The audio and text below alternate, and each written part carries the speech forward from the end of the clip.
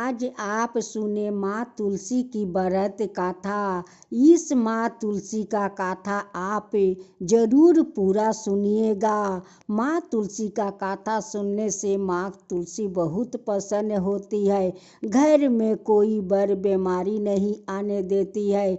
सुख समृद्धि से भंडार भरे रखती है। अगर आप लोग माँ तुलसी का पूजा करते हैं तो इस माँ तुलसी का कथा पूरा जरूर सुनिएगा। एक पाता माँ तुलसी का अगर भंडार में पड़ जाता है तो वो लाखों आदमी खाकर भंडार को शेष नहीं करते हैं। अगर गंगा जल और माँ तुलसी का पाता बीमारी लोग का मुख में एक फोंटा डाल देने से वो तर जाते हैं। एक पाता और गंगा जल अपना पूरे घर में छिड़क देते हैं तो घर शुद्ध हो जाते हैं।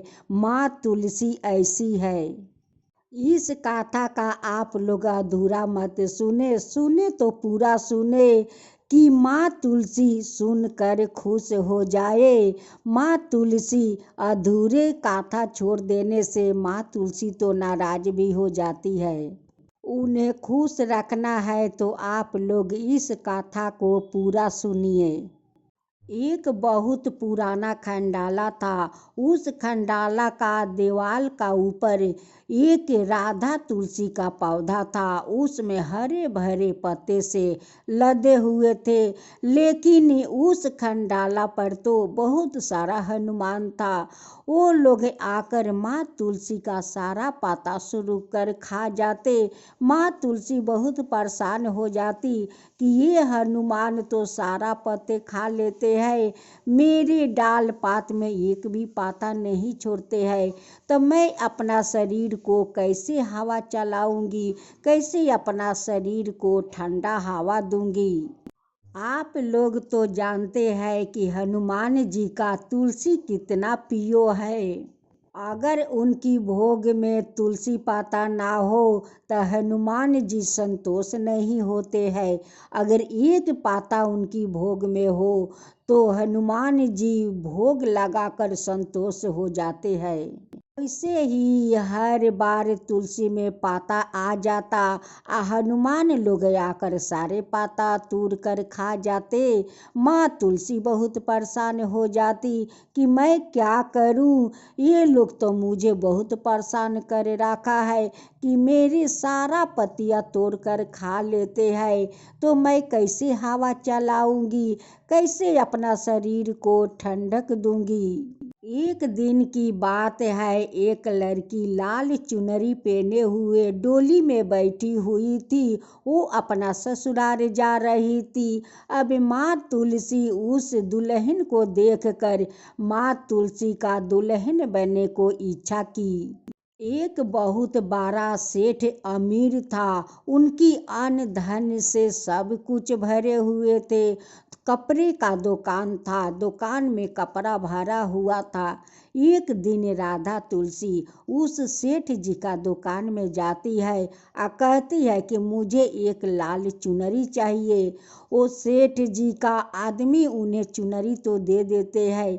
माँ तुलसी चुनरी लेकर जाती है। सेठ जी कहने लगे कि यारे तुम तो अच्छे घराने को लड़की लगती हो, इतना सजी धजी हो, एक चुनरी को पैसा नहीं दी और चुनरी लेकर चली जाती हो। देवी देवताओं तो सब जगह घूमते हैं, महल हो यह दुकान पाट हो, वो सब जगह जाती है, लेकिन आदमी उन्हें पहचान नहीं पाते हैं।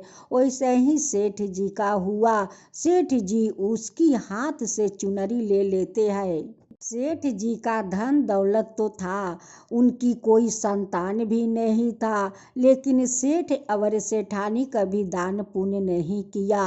अपना कर्मचारी को तो एक पैसा ज़्यादा भी नहीं देता। अब माँ तुलसी को हाथ से चुनरी ले लिया। अब तो माँ तुलसी क्रोध हो गई।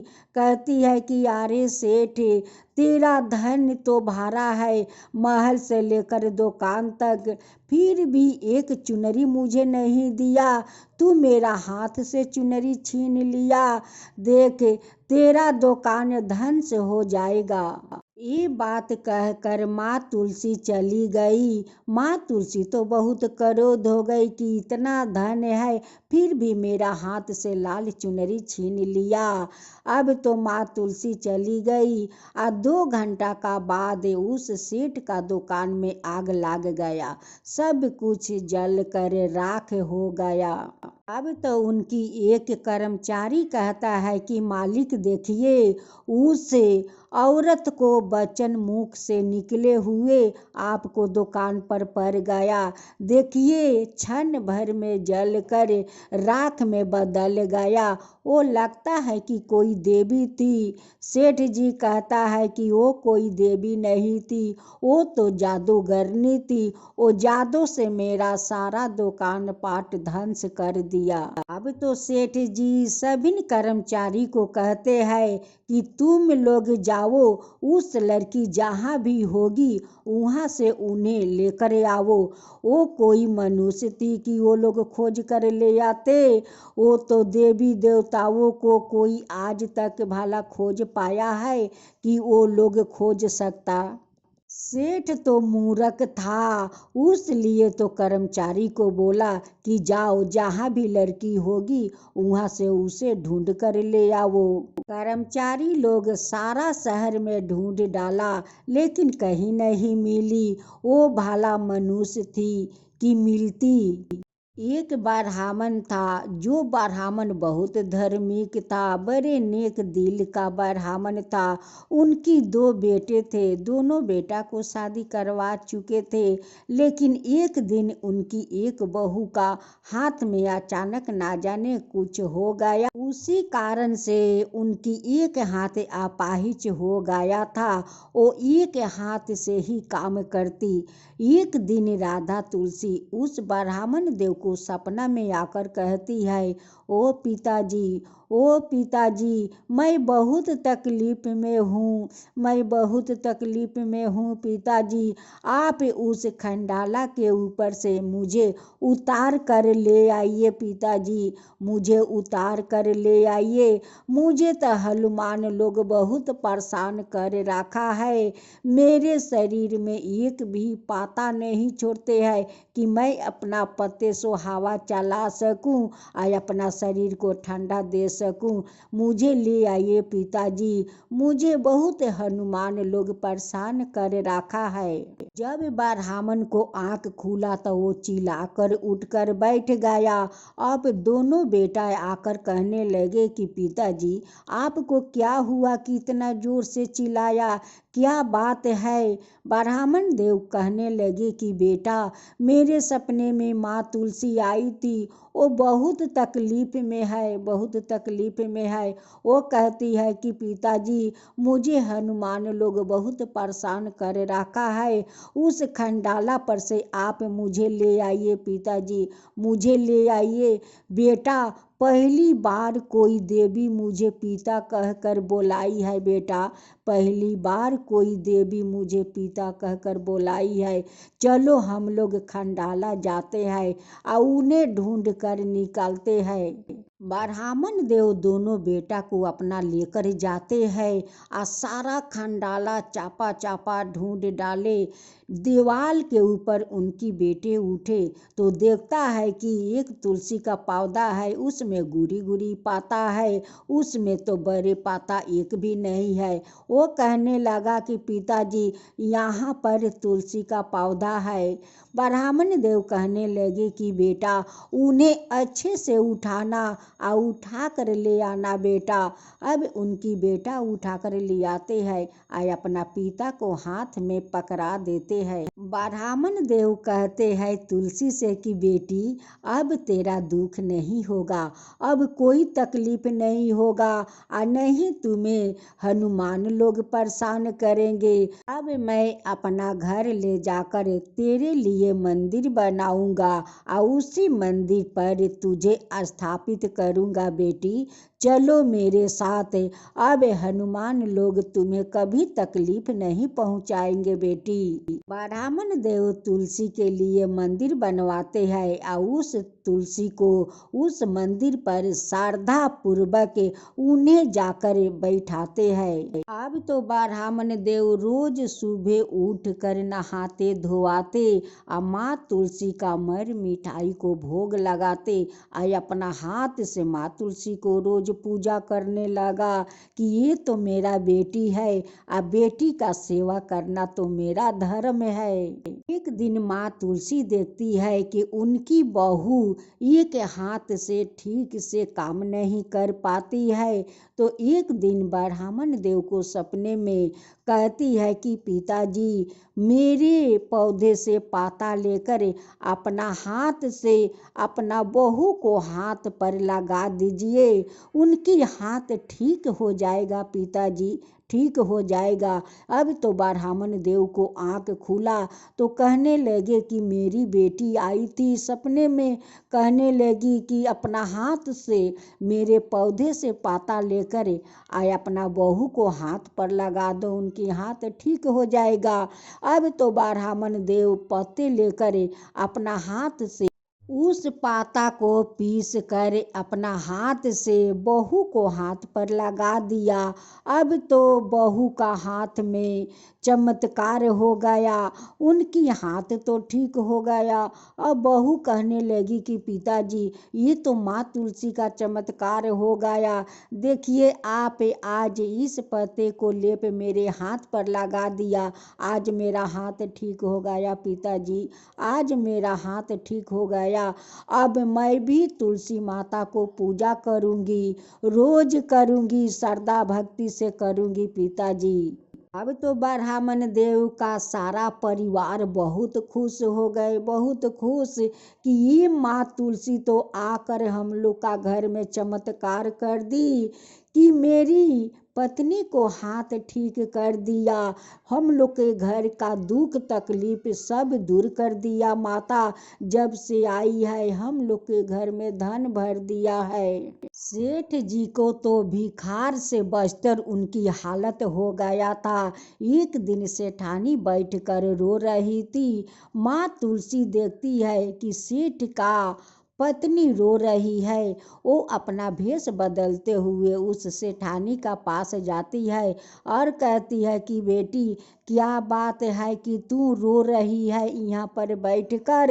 सेठानी कहती है कि ना जाने हम लोग का किसका नज़र लाग गया है कि मेरा दुकान से घर तक सब धन से हो गया, हम लोग का आज भिखारी से बस्तर हालत बन गया है। सेठानी कहती है कि माता मैं कौन ऐसा उपाय करूं कि मेरा धन फिर से आपस आ जाए, माता कौन सा उपाय करूं। माँ तुलसी कहती है कि सेठानी आज तक तुम दोनों कभी दान पुण्य किया है, किसी को भोजन करवाया है। सेठानी कहती है कि नहीं माता, हम लोग तो आज तक दान पुण्य नहीं किया, नहीं किसी को भोजन करवाया। तब माँ तुलसी कहती है कि देख तेरे पति के दुकान एक औरत गई थी चुनरी लेने, तेरा पति उसकी हाथ से चुनरी छीन लिया, उसी के कारण तेरा सारा धन धन से हो गया है। सेठानी कहती है कि माता ये सब बात आपको कैसे मालूम है, आप कुछ जानती है, आप कोई जादूगर है।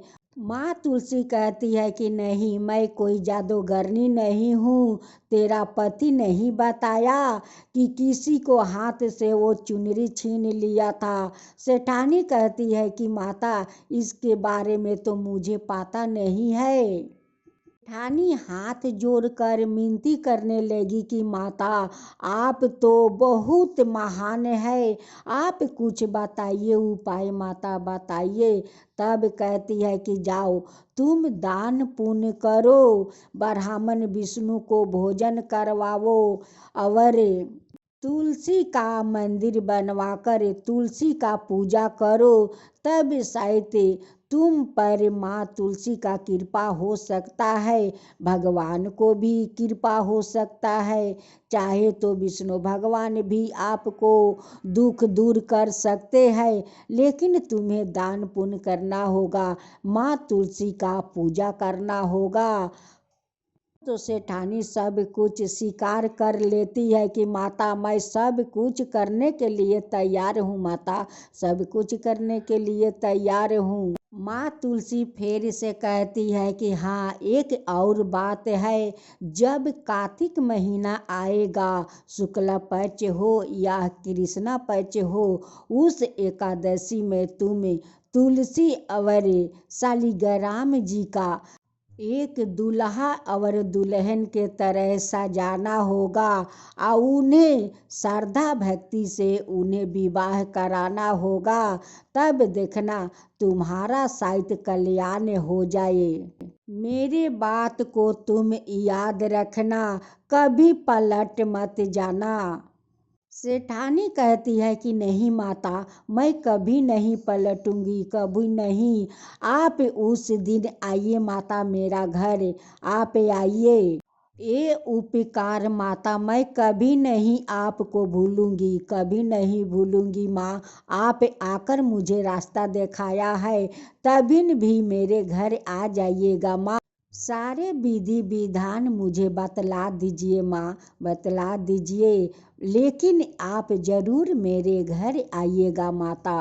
अब तो सेठानी घर में तुलसी का मंदिर बनवाती है, पौधा लिया कर उस मंदिर पर लगाकर माँ तुलसी का श्रद्धा भक्ति से पूजा पाठ करने लगी।